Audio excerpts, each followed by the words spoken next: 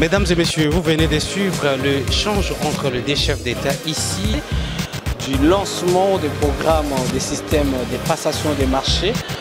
Mesdames et messieurs, bonjour et bienvenue dans ce nouveau numéro d'actualité sur Top 243 News. C'est parti pour ce samedi 15 mars 2025, l'ouverture de la session parlementaire ici à l'Assemblée nationale. Mesdames et messieurs, nous allons vous laisser d'abord suivre l'entrée du président Vital Kamerhe, speaker de la Chambre basse du Parlement, où il va s'arteler sur son discours autour de la question. Cette session parlementaire s'ouvre dans un moment très complexe dont la partie est de la République démocratique du Congo est sous l'occupation du mouvement du M23 avec l'AFC, mais également avec leur mentor, le Rwanda, mesdames et messieurs. Alors, cette guerre d'agression, nous allons d'abord voir l'entrée du président, mesdames et messieurs, l'entrée du président Vital Kamerhe, son discours, mais également les réactions de quelques élus nationaux qui vont également donner leur point de vue autour de l'occupation illégale des deux provinces issues dans la partie est et orientale de la République du Congo, à savoir la province du Nord Kivu et Sud Kivu. La question également reste à savoir, mesdames et messieurs, quels sont les mécanismes et si il s'avère par exemple que le pourparler, que le Congo n'obtienne pas les gains de cause, quelle sera la position de cette chambre basse du Parlement? On va vous laisser suivre petit à petit et on va juste revenir pour boucler la boucle avec vous ensemble. Restez connectés.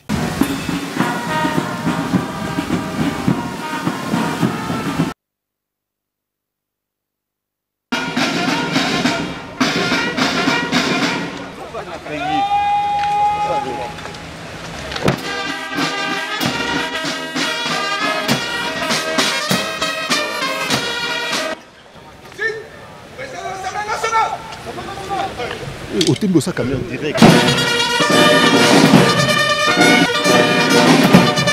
la République démocratique du Congo honorera le détachement d'honneur et rangé pour vous accueillir et vous rendre les honneurs à l'occasion de l'ouverture solennelle de la session ordinaire de l'Assemblée nationale de la République démocratique du Congo. J'invite à passer le détachement en revue les commandants de détachement, les commissaires supérieurs adjoints, Pombo, Mandala, Pépé.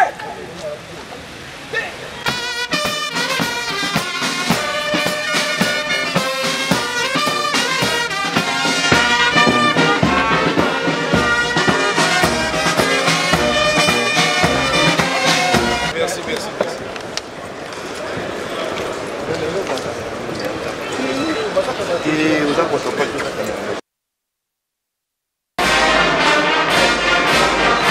C'est suite à cet engagement du chef de l'État et aux efforts inlassables du gouvernement que des avancées diplomatiques notables ont été réalisées. Quoiqu'encore insuffisantes, les sanctions et les condamnations internationales contre le Rwanda pour son soutien à la rébellion du M23 sont une étape importante pour restaurer la vérité sur ce conflit qui n'a que trop duré.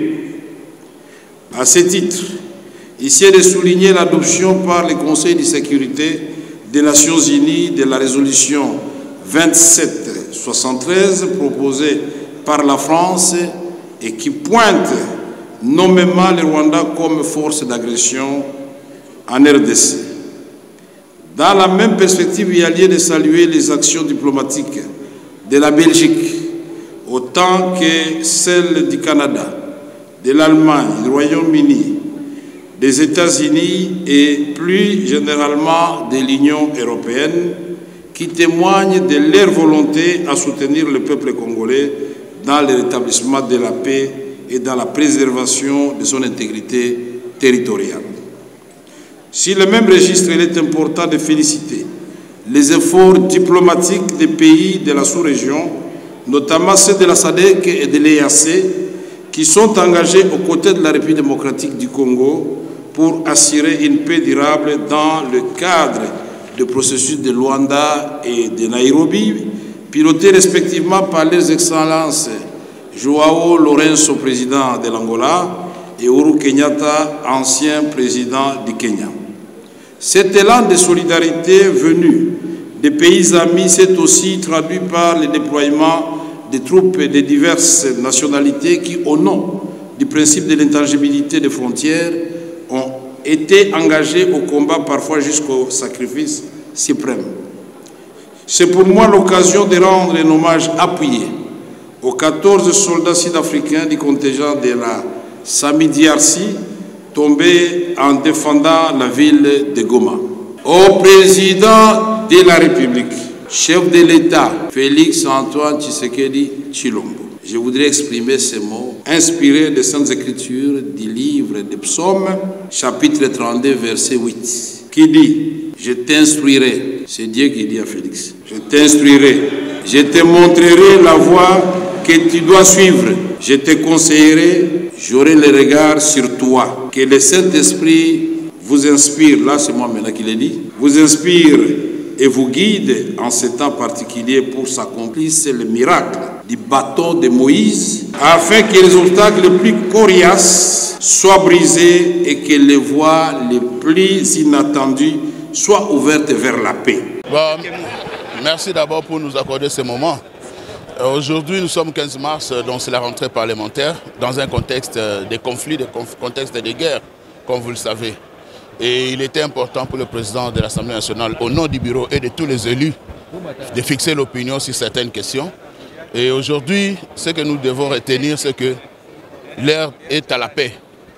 Il est important pour nous de mettre tous les moyens nécessaires pour restaurer la paix dans notre pays, restaurer la quiétude et la sécurité pour nos populations.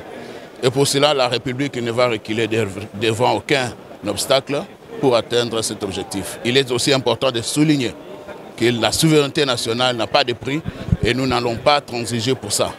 Mais nous sommes un peuple fort, un grand peuple, et nous allons trouver des solutions adéquates pour une paix durable en République démocratique du Congo.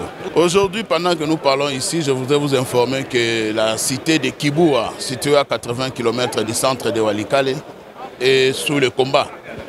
Les forces ennemies sont en train de se battre et nous espérons une issue favorable à la population. Ce que nous disons, c'est qu'il faut que le gouvernement mette tous les moyens nécessaires pour assurer la sécurité des populations. Et aussi aux forces belligérantes, nous devons rappeler l'exigence du droit international humanitaire pour la protection des populations civiles. On doit arrêter de massacrer les populations civiles. Il est important qu'on préserve la vie humaine dans tous les camps. Et c'est en conformité avec la Convention de Genève sur les conflits armés. Voilà ce que nous pouvons dire aujourd'hui. Nous savons tous que les Rwandais et ces rebelles de M23 nous ont agressés. Et je crois que c'est une session décisive pour nous. Nous devons être soudés derrière les chefs d'État. Nous devons appuyer les initiatives du chef de l'État pour gagner cette guerre. Je vous rassure qu'en étant tous soudés derrière les chefs de l'État, nous allons vaincre cette guerre. C'est juste une question de sensibiliser notre population, d'être rassuré que la victoire est certaine. Ça, c'est une question qui relève du gouvernement et je crois que le gouvernement Soumouna y travaille déjà. Bon, en fait, nous mettons d'abord, nous nous mettons à saluer cette rentrée parlementaire et les discours qui vient d'être prononcé par le premier d'entre nous, tout en réitérant notre volonté de bien vouloir travailler pour la population, nous mettre à fond pour cette question sécuritaire qui écume notre pays.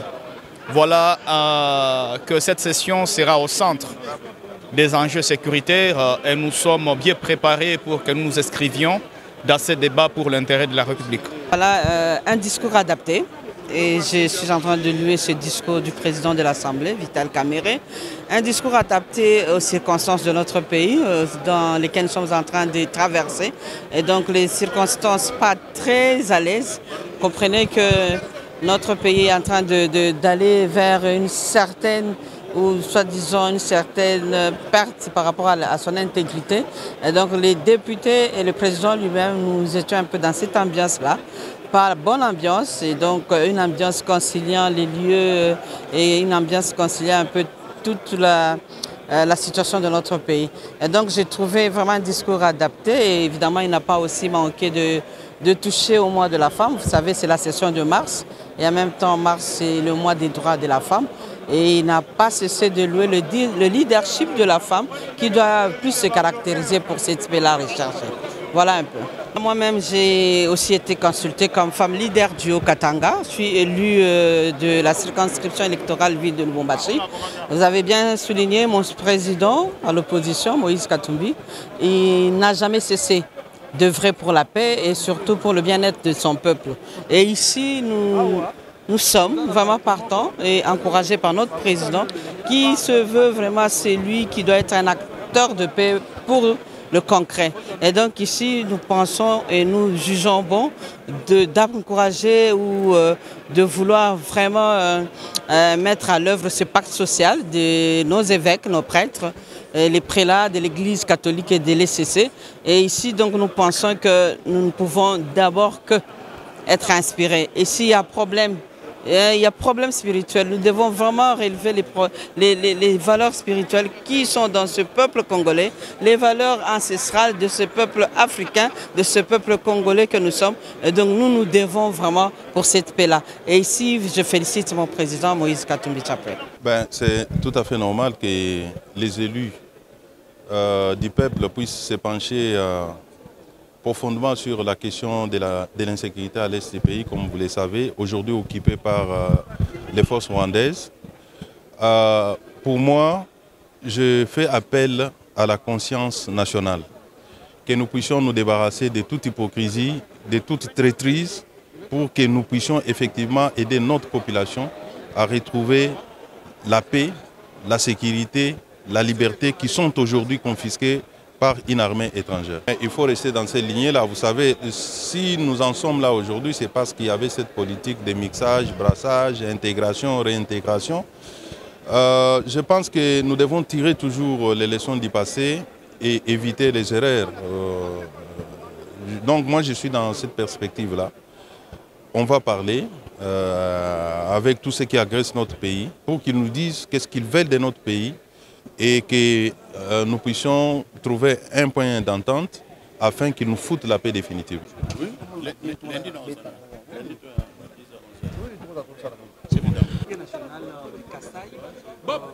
Donc le message était clair. C'est une session qui s'ouvre dans un moment très critique avec la guerre à l'Est. Le président de la République qui a déjà donné le ton. Nous sommes en train de suivre ces directives pour voir comment il faudrait déboulonner les ennemis qui envahissent notre territoire. Deuxièmement, c'est la question des contrôles parlementaires. Parce qu'il faudrait voir comment les choses se passent, comment s'exécute le budget. Donc il y a plusieurs départementaires qu'il faut rappeler pour regarder comment ça marche en ce qui concerne l'exécution du plan d'action du budget affectés à leur département. Il y a également cette question liée à la diplomatie parlementaire. Je pense que le président était clair. Il faudrait également, au regard de nos attributions, renforcer cette diplomatie parlementaire afin de maintenir le cap qui est déjà placé sur le plan international en ce qui concerne la pression vis-à-vis de notre agresseur, le Rwanda. Voilà un peu en quelques mots les 3 points que je peux résumer les discours d'aujourd'hui d'ouverture de la session de mars. Mais non, mais c'est quoi l'essor? On ne peut pas demander l'essor parce qu'on est venu ici tous, nous compatissons, parce que quand nous dénonçons la guerre de l'Est, nous dénonçons la prise de la ville de Goma ainsi que de Bukavu. En d'autres termes, nous compatissons avec nos collègues de l'Est, entre autres c'est de Goma, c'est de Bukavu. Donc il n'y a pas un traitement particulier comme tel, mais plutôt nous compatissons parce que c'est une situation qui nous affecte, nous tous, ici. C'est pour ça que l'accent est mis sur la sécurité à l'Est au travers le message du président. Mesdames et messieurs, merci parce que vous venez de suivre l'actualité au niveau de la Chambre basse du Parlement autour de cette rentrée parlementaire, les discours de Vital Kamerhe qui s'est axé sur la question sécurité. Tous doivent s'unir, donc les représentants du peuple, pour travailler à arrache-pied, pour arracher le parti du pays occupé par l'ennemi de la RDC qui n'est rien d'autre que le Rwanda à travers ses supplétifs du M23. Vous avez également eu le temps de suivre les réactions des députés nationaux à l'issue de ces discours d'ouverture de la session de mars ici 2025 à l'Assemblée nationale. Merci pour votre attention. Un clin d'œil spécial à Enoch Ebengo qui nous a assisté pour avoir toutes ces images. C'est par cette note que nous allons mettre fin pour l'actualité de ce samedi 15 mars 2025. À très bientôt. Pour vous informer de l'essentiel de l'actualité en République démocratique du Congo, il vous suffit de vous abonner sur Top 243 News TV. Également nous lire sur www.top243news.com. Au nom de toute la rédaction, nous vous remercions.